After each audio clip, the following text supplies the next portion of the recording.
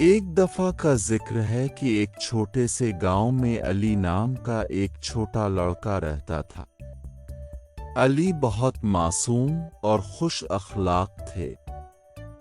ایک دن وہ اپنے دوستوں کے ساتھ کھیل رہا تھا۔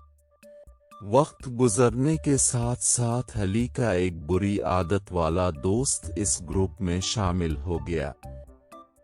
یہ دوست شرارتی اور نقصان دہ کام کرتا تھا، دوسروں کو بھی اپنی شرارتوں میں ملوث کرنے کی کوشش کرتا تھا۔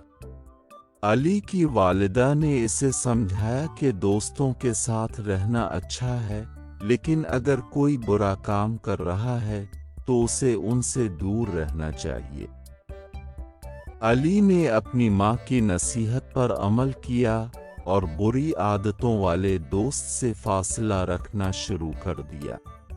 کچھ دنوں بعد علی کے دوسرے دوستوں نے بھی خود کو مصیبت میں ڈالنے والے سے دور کر لیا اور علی کی دوستی دوبارہ قائم ہو گئی۔ اس کے بعد علی نے محسوس کیا کہ حقیقی دوستی کا مطلب ہے اچھے کام کرنا اور دوسروں کی مدد کرنا۔ یہ کہانی ہمیں اچھے دوستوں کی قدر کرنا اور بری عادتوں سے بچنا سکھاتی ہے۔